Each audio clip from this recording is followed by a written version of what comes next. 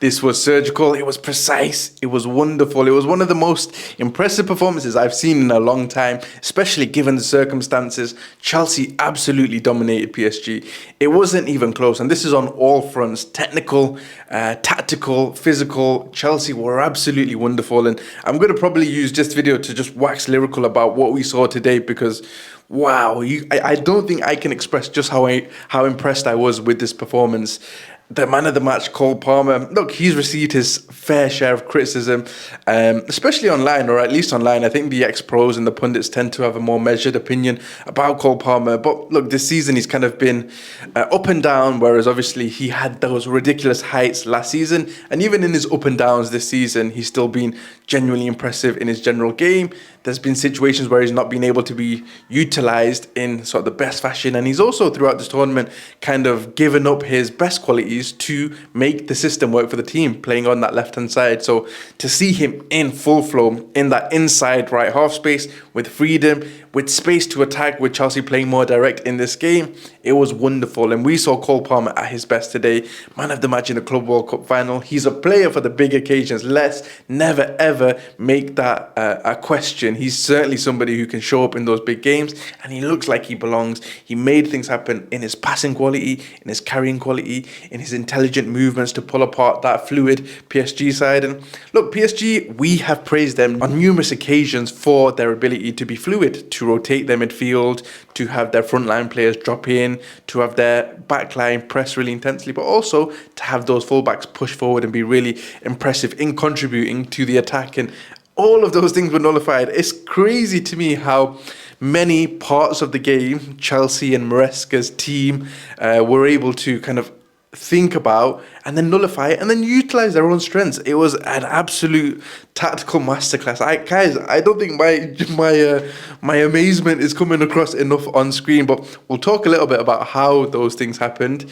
I think the main thing I want to point out, after obviously Cole Palmer and his brilliant quality, is the performance of Sanchez. Sanchez again has received his fair share of criticism, and often within his own fan base. Look, I know he's been subject to playing poor passes and giving the ball away in those, early build-up phases. And there's been more than one occasion where Maresca's gone to the press conference and had to defend his decision to encourage Sanchez to play short when it's gone wrong, and they've conceded goals from that.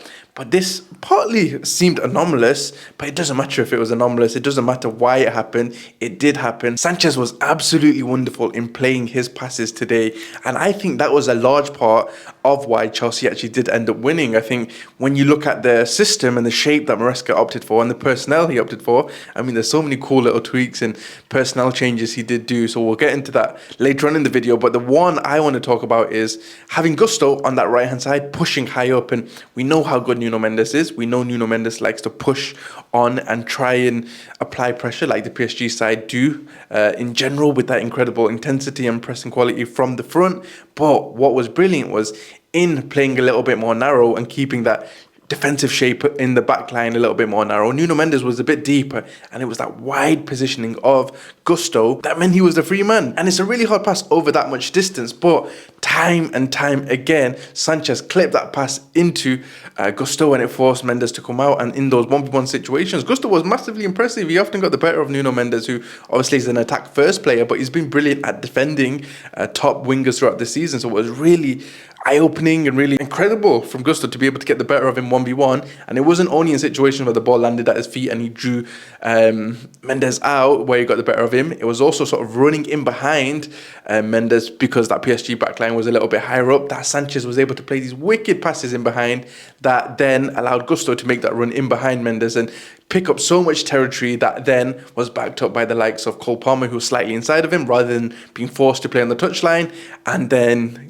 Joao Pedro, who was down the middle as well. And that right-hand side was the area where Chelsea basically got most of their joy and allowed them to get into that sort of winning game state. We've seen across the season PSG at times have struggled from a losing game state. Typically PSG have looked best this season when they've got an early goal, and once they've got an early goal, it forces the opposition to kind of come out, try and win the ball, try and create something to score from, and in trying to commit a few bodies forward. And then PSG catch them on the counter-attack with their brilliant wingers and false nine play in general. That winning game state really suits them. So the fact that Chelsea were able to use that right-hand side, get a goal early on in the game, and force PSG to be the team that came out to play a little bit more on their quality, and it meant Chelsea didn't have to press them high. They could sit in and force PSG to answer those questions.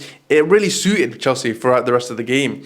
They're not necessarily used to that kind of situation, but when they have been in those kind of situations, they've struggled a little bit. I think the Aston Villa game comes to mind. So PSG like to score early and then counter-attack when teams come out. Chelsea didn't give them that opportunity, and they were really front-footed right from the off.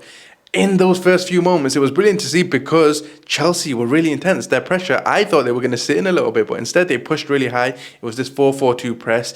When it went a little bit deeper, it moved into this 5-3-2. Cole Palmer playing this hybrid role, sometimes pushing forward and changing that 5-3-2 to a 5-2-3, but also at times someone dropped back. I think it was Neto actually dropping back and making it a 5-4-1. It was very fluid defensively, and we know that PSG like to attack with fluidity, but the defensive shape from Chelsea was fluid to kind of match that. And not only that, the individual defensive performances of Neto and Cucurella were absolutely incredible. Nuno Mendes was kind of pinned deeper through Gusto's movements, but Hakimi, although he tried to get the ball on that side, his influence was minimized because Cucurella was really aggressive and tight on him.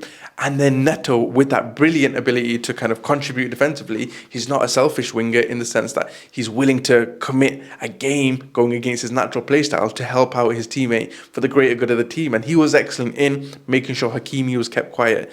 Not only that, strong defensive quality in the low block, but the high press, like we mentioned, all throughout the pitch was really good. I think Caicedo, he's got a little bit of a reputation of being somebody who is too aggressive, he fouls players, things like that. But look, I think you need to do sort of things like that to disrupt the rhythm of such a technically strong opposition side. And he did that early. The conditions, the heat, didn't seem to be an issue for Chelsea at times because they were pressing really aggressively in spite of those conditions. And I think they were really riled up. Credit to the staff and the team and the players to, kind of buy into a certain message and really push forward with that mentality and that belief that they were going to beat arguably the best side in world football this season, and they really did it. It was impressive.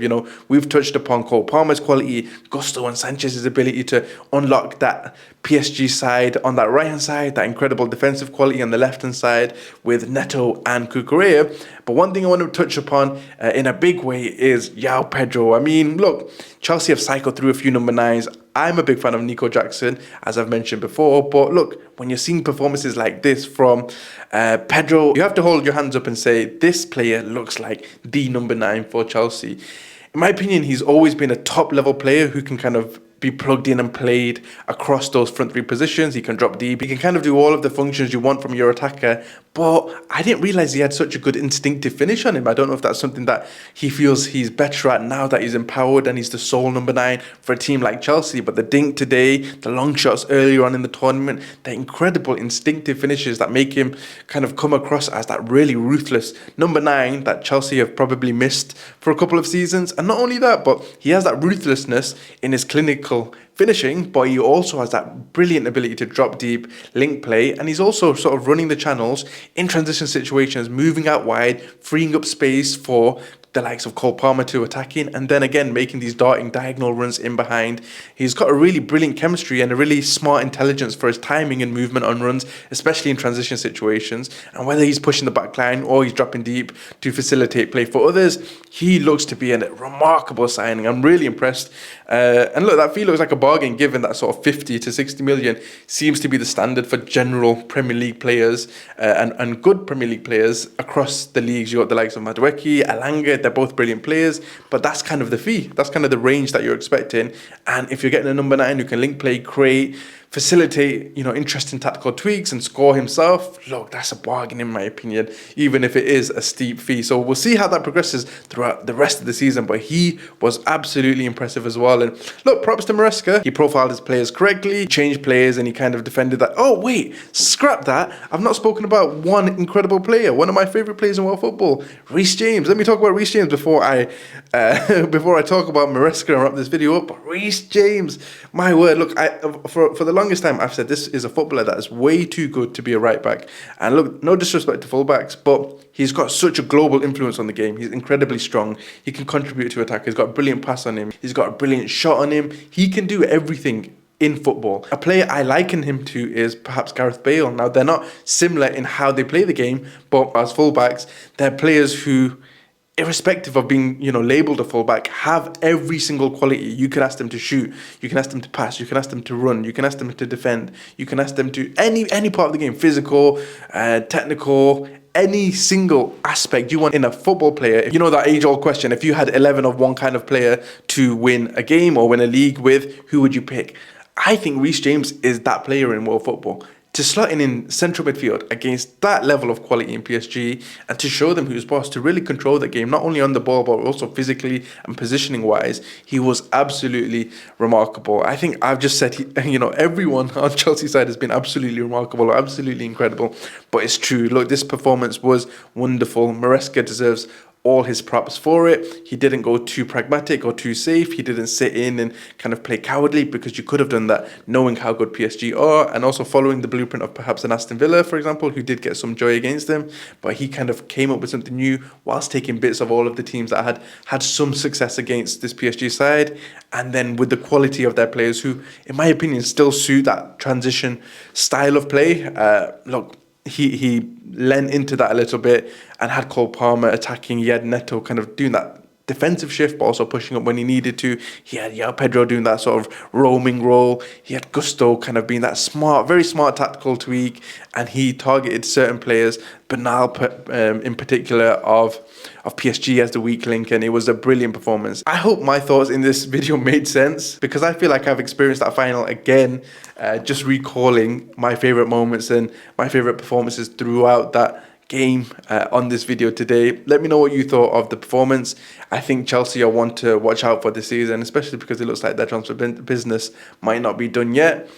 Look, scary times for the Premier League. Everyone's reinforced. It'll be a really interesting and exciting season, and there'll be more content to come. Catch you in the next one.